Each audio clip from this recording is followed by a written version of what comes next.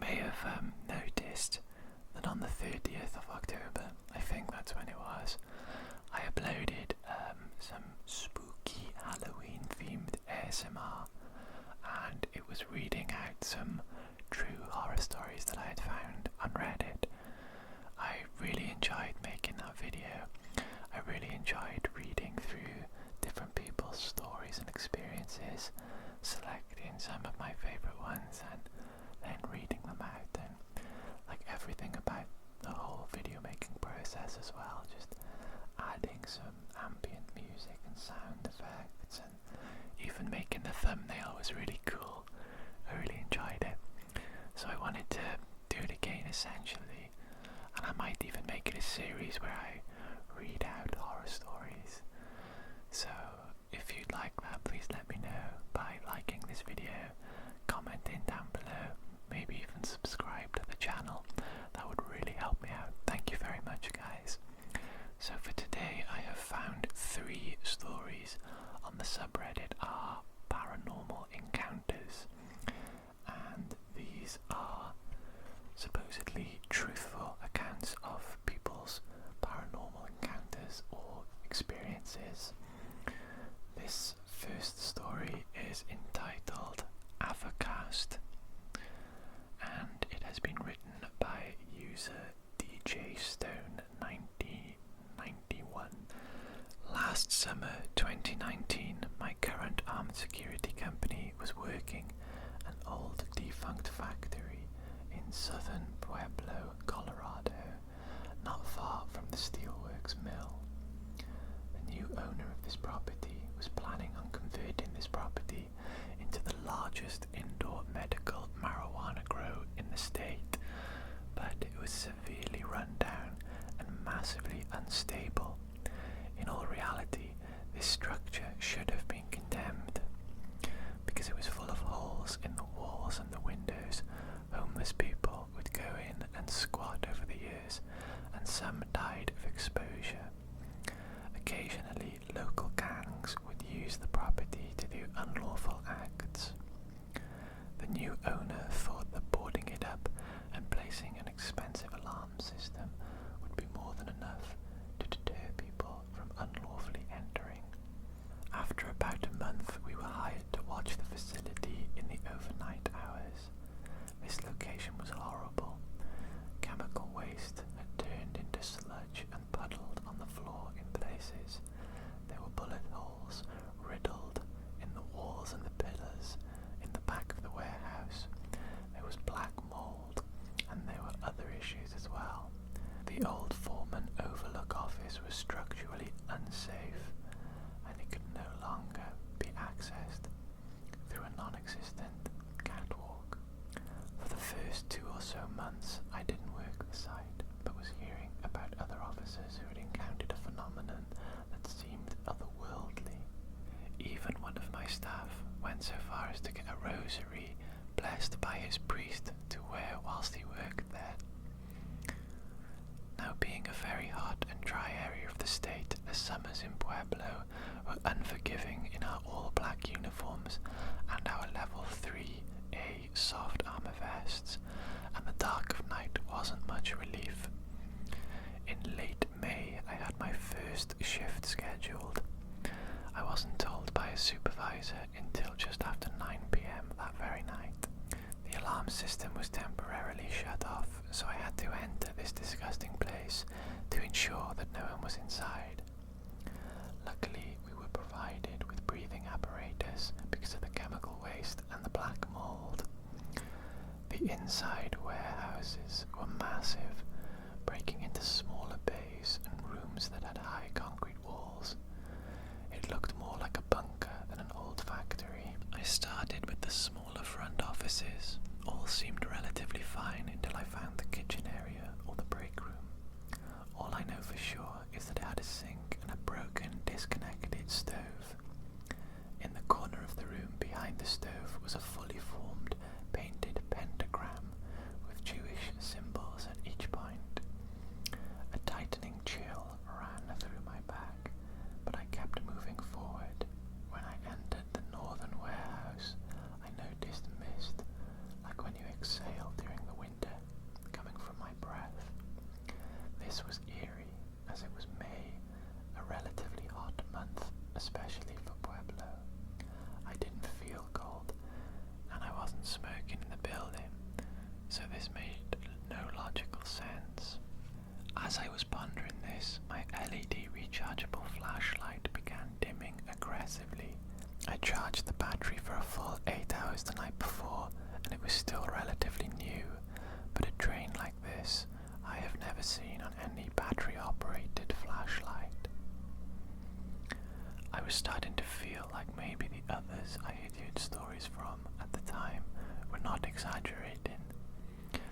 sinister feel to this place. I pulled out my phaser enforcer, which is basically a variant of the taser, and I pressed down the darkened room. The feeling of eyes fixed on me was incredible, yet no visible person or animal was seen. I finally reached the adjoining corridor that leads into the back storage hallway, but this was still a massive room, extending most of the length of the building, and large enough for pallet loaders to pass by each other. I went down about 50 yards, still in darkness except for my phaser's light, when I came upon a door that opened out into the train yard. I decided that now was a good time to stop and have a cigarette to calm myself, as creepy wasn't part of my training. After 2 or 3 drags, a loud, guttural, echoing hiss rang out menacingly from the side I had not yet checked. The cavernous hallway surely must have amplified it, I thought. I stomped the bed and quickly secured the door behind me.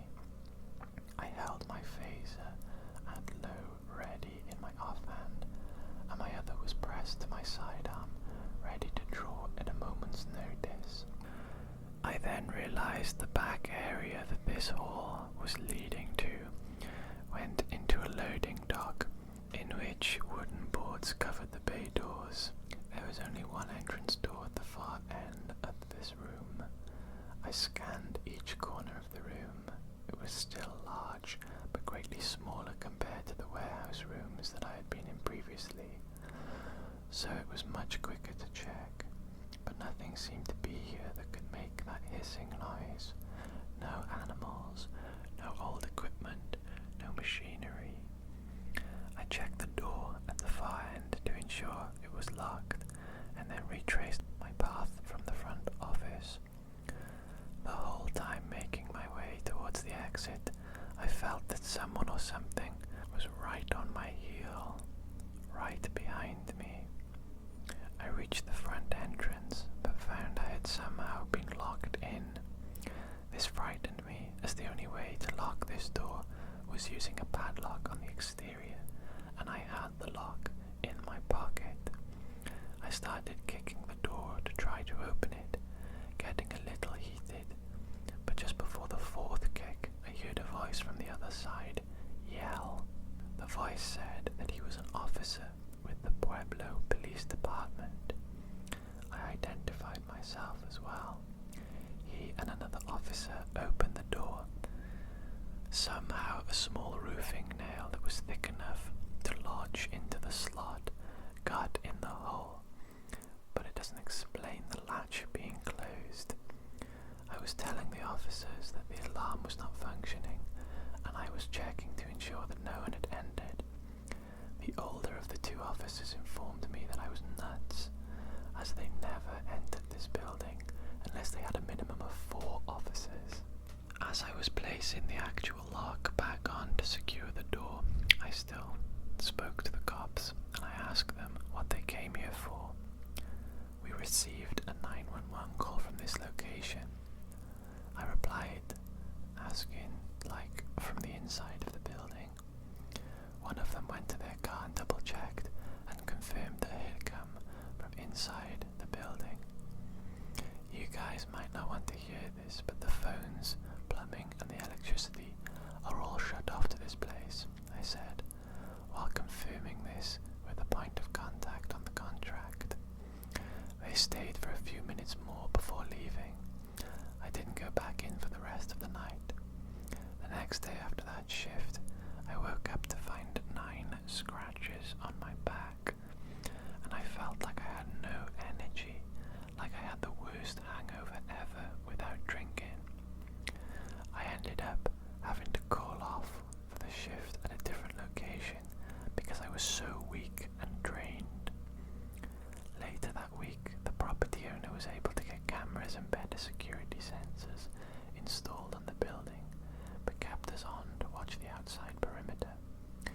Luckily, I never had to go in that place again, only sit outside at the gate. But I know for myself now that something dark lingers inside that old factory. Around August of last year, we lost the contract due to the property owner selling it off, as it had become a money pit for him. He said he dumped in hundreds of thousands of dollars, but progress always seemed to be slow, almost like it had been reversed. I am pretty sure whatever was in there didn't like them messing with its home. On to the second paranormal encounter story of the night. This one is entitled, I had an entity attached to me for 4 years, and I think it's back. This has been posted by user J6Fan. I wanted to say firstly, I am a medium. I am able to feel the presence of spirits, and they tend to cling to me. When I was about 14 years old, a spirit that I eventually named Josh had made his presence known. At this time, I wasn't aware of the extent of my abilities, nor was I knowledgeable on spirits. I had mistaken him for my spirit guide. However, at the same time, I had been waking up with scratches and bruises. I constantly felt watched. I had thought that Josh made himself known to me to protect me from whatever else had intruded my home. I used to harm myself, and my razors would go missing. I'd find them later hidden under furniture, somewhere I'd never even think to put them. I'd feel cold hands on my arms when I'd cry. I thought I was safe, but I was mistaken.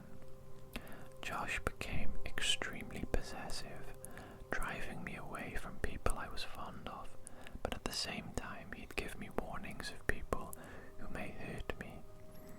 I had gone on one of those ghost walk tours whilst on vacation. When they brought out the spirit box, it very clearly said my name, 2 syllables. I answered and it said my friend's name again, 2 clear syllables. Then it said something I couldn't understand. Looking back now, I think it was fight, but I can't be sure. It was mostly confusing at the time because she wasn't even there. I just left it alone. Once school started, I had developed a crush. Josh wasn't happy about that. He began slamming doors and knocking things over. Every time I tried to talk to someone, my phone would start typing on its own. It even affected my friends on the other end. I never dated my crush, however, when I got in a relationship with someone else, the events calmed down ever so slightly. We took a trip to Disney World, and my boyfriend at the time told me about all the weird things that had been happening in his room. His bathtub would fill up on its own. Things suddenly got really tense out of nowhere, and he broke up with me. However, that only made Josh angrier. My ex's belongings started going missing when we got home, and our texting was constantly interrupted by our phones switching apps or sending random things. One night we were talking and something terrifying happened to me. I am certain now that it was Josh, but at the time I thought the harmful entity was separate. While me and my ex texted, I felt a hard weight on my legs.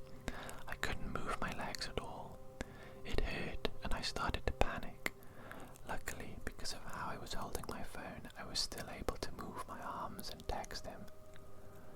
I told him what was happening and he prayed for me.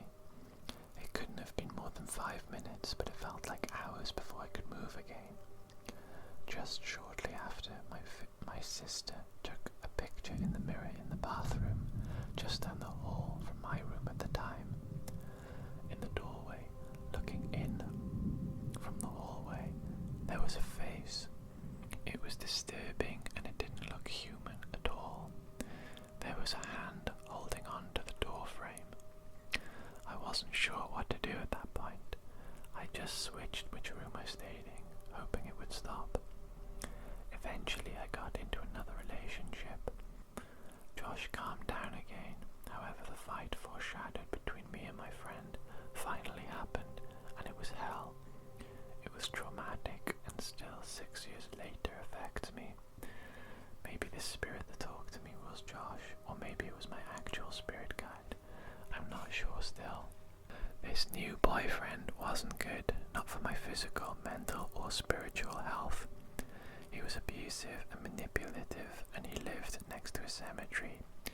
He was literally the perfect recipe for PTSD, which I've since been diagnosed with. He was all this, but the spirit that was so possessive over me seemingly left whilst I was with him.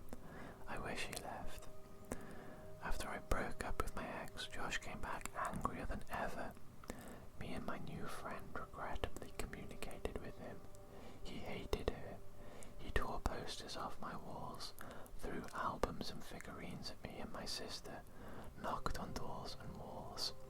He was violent, and when we communicated, he would lie, and if I caught him in his lies, he would get heated.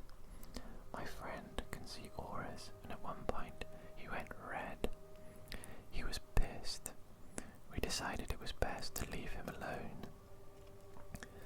I went on a spiritual trip across country to meet more people like me. A much older medium helped me get rid of him. She said he was clinging so tightly to me and draining me. I felt him leave. It was cold and scary. He'd been attached to me for 4 long years. I'm 20 years old now, and sadly, despite being more practiced, I still struggle with spirits. My carriage door opened on its own one day. I went to close it and I got scratched in the face. I'm afraid he's still here. And now we move on to our third and final paranormal encounter story of the night. This one entitled Possible Haunted Mirror, posted by user Jimmy J123456. First off, I do not truly believe in anything paranormal. With that being said, I am a general contractor, and about 1 year ago, I was doing some work for a customer, which involved remodeling a bathroom. The entire time me and my employee worked in the bathroom, we had a clear shot down the stairs. It was a 2nd-story bathroom, and both of us kept seeing a black figure poke its head around the corner of the stairs from the living room downstairs. Both of us assumed that it was the customer. Then, when the customer came home later, we realised that nobody had been there except the 2 of us, whilst we saw this figure.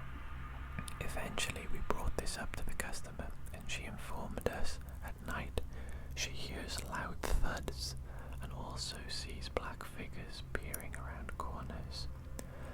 This was no concern, and we all just joked about it until we finished the job. There was a mirror we replaced upstairs, and we took the old one with us. I stored it in my basement for about 3 months, until another customer needed a new mirror, so we sold it to her, installed it, and then left. While the mirror was stored in my basement, my wife complained about strange feelings and seeing someone out of the corner of her eye in the basement whilst doing laundry, and we both heard thuds from the basement some nights. This all stopped when the mirror was removed.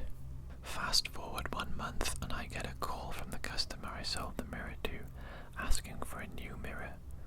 She asked for it to be hung and if we could dispose of the old one that I had sold her. This took me by surprise since we had just installed it. I didn't ask, but she told me she had a bad feeling about the mirror and would prefer a new one. She didn't want her money back and she paid us to install the new one. Now the mirror is at my shop and my employees are saying weird sounds and shadows have been giving them creeps. The only thing I can think of is that the mirror is always at the centre of these strange occurrences. Like I said, I don't believe in the paranormal, but I am open-minded. Does anybody know what could be happening?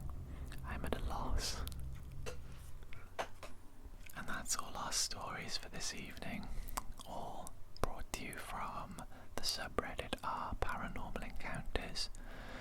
Please be sure to go to the subreddit and check out the stories yourself if you find them interesting. If you'd like to read some more, let me know if you enjoy these types of videos.